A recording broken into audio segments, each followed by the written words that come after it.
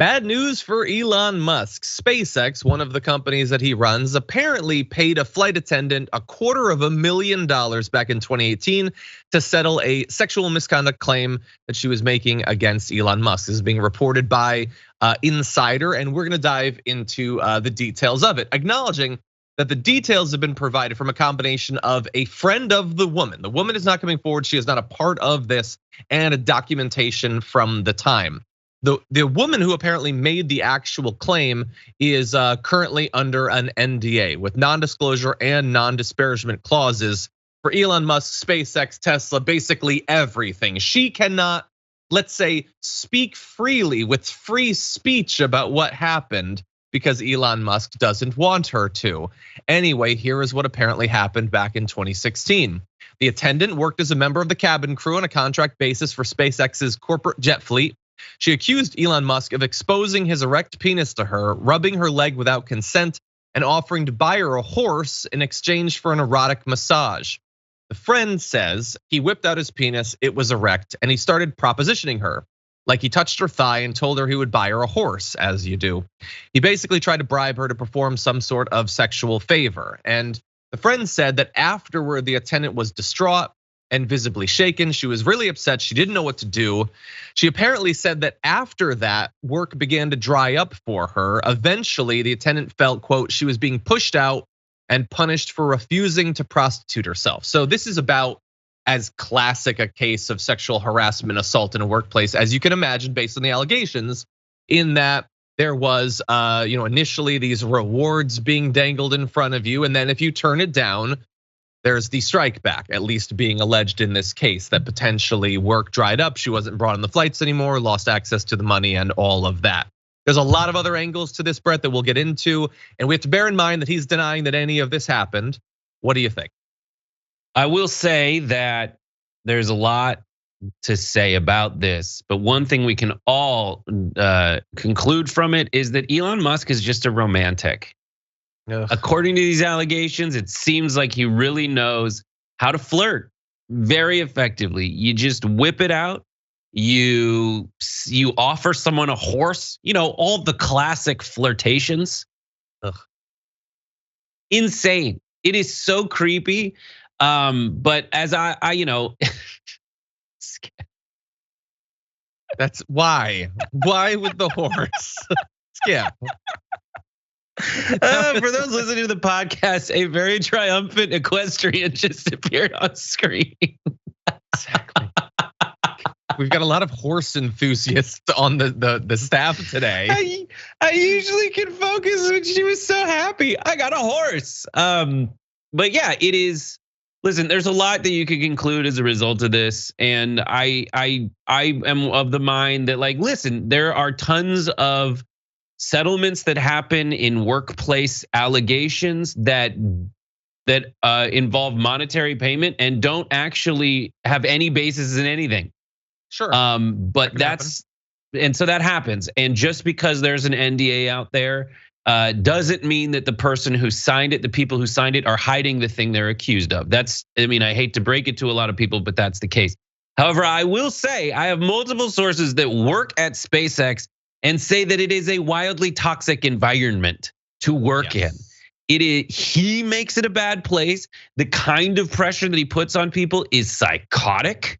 And in terms of the balance of ladies to bros, there's a lot of bros. And so everyone who works there will admit that that is the case with that work environment. And the way that this guy handles himself in general, it fits with that narrative of who Elon Musk is.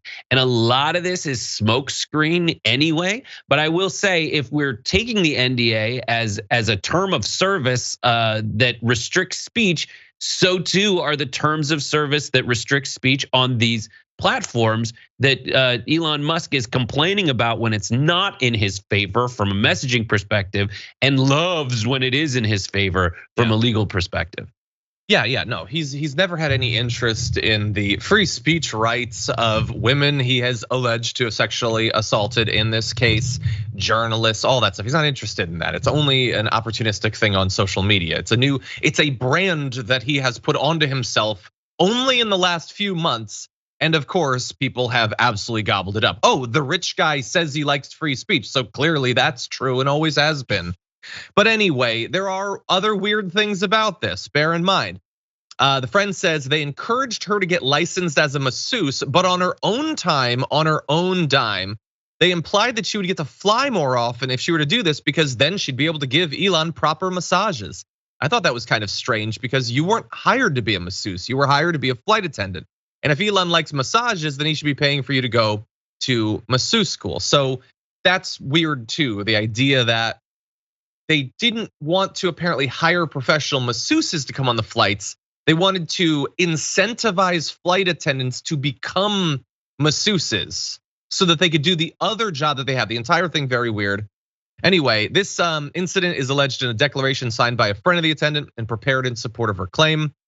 Details are drawn from the declaration as well as other documents, including email correspondence and other records shared with Insider by the friend. So everyone, like if you're a huge Elon Musk fan, first of all, get literally any other hobby. Second of all, they are going to say, as we'll turn to, well, this is just coming now because he loves free speech so much. This is from 2016 to 2018 when the settlement happened. So just bear that in mind in terms of the time. Now, of course, if Insider gets this information and plans to write it, they are, as a serious journalistic enterprise, going to reach out to the people cited in it. And they did that. They contacted Musk for comment. He emailed to ask for more time to respond and said there's, quote, a lot more to this story. And then he started his first of many bad defenses, saying, if I were inclined to engage in sexual harassment, this is unlikely to be the first time in my entire 30-year career that it comes to light. He called the story a politically motivated hit piece. Now, the idea that I can't be a harasser if this is the first time someone's saying it doesn't make sense. Every harasser has a first time.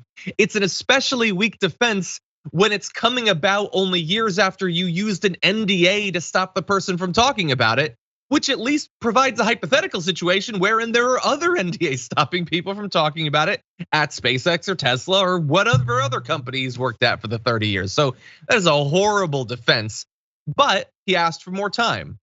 Insider extended the deadline and reiterated the offer to Musk to comment on the claims. He didn't respond, but to be clear, he didn't respond to Insider. He instead immediately ran to social media to get out in front of the story that he had now been warned was about to come out. And that is when you start to get these tweets that made headlines earlier. Like him saying, in the past, I voted Democrat because they were mostly the kindness party, but they have become the party of division and hate. So I can no longer support them and will vote Republican. Now watch their dirty tricks campaign against me unfold. Political attacks on me will escalate dramatically in the coming months. And one of the writers for the piece made clear in a tweet, so I will let you know exactly when we reached out to him. It was at 9 a.m. Eastern yesterday, and he spent the next couple hours tweeting about how there's now gonna be a tax. Now that is such a transparent attempt to get out in front of it that it could possibly work, except it of course will, and every single one of his fans will accept it, as we'll turn to in a moment. But first, Brett, there's a few more little details for you. It's so funny, guys. This hurts because this has never happened before. A billionaire voting Republican. Oh God, how am I gonna handle it? I need some kind of grief counseling. No, Elon Musk is only ever in it for Elon Musk. And there's a certain strain of DNA within the American cellular makeup that loves that. That's what it's about. Go get yours. That do for you. I'm fine with America, like to a certain extent, still being the wild, wild west of commerce. I get it. It is how we roll. It is an American thing that people are still very proud of, no matter who it costs. But the truth here is we now have an absolute through line that when you're Bitcoin bros who defend Elon Musk simply because they want a complete lack of regulation in any market, despite how many times a lack of regulation has led to the destruction of every market. That's why they're with them. And you get to say back, yo, the reason that journalists write their article before they ask the person to respond is because of stuff like this. The reason they wait until the last moment is because schmuckos like this, the powerful. So if you need your decoder ring to find out why Elon Musk is voting with Republican, it's because they catered to the powerful. Yeah. They run off and then they try to use their lawyers and their social media campaigns to basically fight against something that is inherently liberal and progressive, which is the actual free sharing of information and discourse. 100%. So let's turn now to how this is playing out. So Elon Musk gets a heads up that this harassment assault story is about to come out. And rather than providing like an actual strong defense to them when given the opportunity, he immediately runs to Twitter and does a couple things. He tells his fans, if anything comes out in the near future, it's just politically motivated. And then if that isn't enough, he then, after a couple months now of both he and the right trying to pretend that Elon Musk guy, he's just an independent thinker. He's not a right winger at all. You never know which way he's gonna go. I mean, I know he like appeals to us in literally every way. Nobody can make a case for how he's supposed to be a leftist or whatever, but no, he's like an independent. He decides, okay, I'm done with that. I'm voting Republican. Everyone, I'm a Republican, defend me soon. And that is indeed what they will do, because you can see tweets like this, which by the way, this is both a rando and also I'm pointing it out because he responded to it. Tara Bull says, where were these wild accusations against Elon Musk before he took a stand against the establishment? Which Elon Musk says, exactly. And he means exactly what I was hoping you would say when I did this thing where I tried to get you to defend me. So to Tara Bull's question, I will provide a couple of responses. One, standing with the Republican establishment is not being against the establishment. Exactly. Can we be clear about that? Like if you're one, like, go ahead. Continue, jump in. When you're a billionaire who gets subsidized by the federal government to do whatever the hell you want, you're the establishment. When you're the richest person on the planet, you're the establishment. Period. Full stop, dude. That's what it is.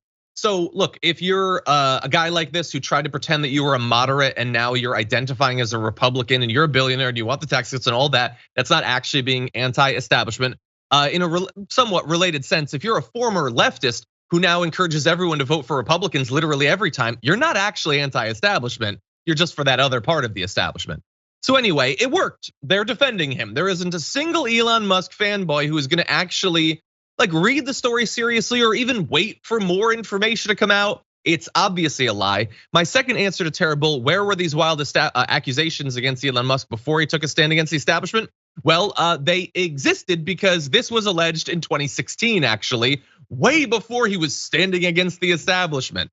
Anyway, he says the attacks against me should be viewed through a political lens because that would be convenient to him. This is their standard despicable playbook, but nothing will deter me from fighting for a good future and your right to free speech. This is just Trump. That's all that is. They're only coming for me to get to you. And by the way, the fact that the friend brought it up, that could be politically motivated, sure. Even from her statements, it kind of seems like it is. But she didn't invent whole cloth the accusations, which he settled. He was in the room for the moderation of that settlement literally years ago. And I can't say for sure that everything that's alleged actually happened, but it didn't suddenly manifest after he decided he was gonna buy Twitter. That already existed. The toxic work environment at his corporations, that's existed for literally years. For more political news, breakdowns, interviews, stories of activism, and me trying my hardest to care about the occasional big celebrity news story, subscribe to our YouTube channel at youtube.com/The Damage Report. And you can ring the bell wherever it is so you don't miss anything.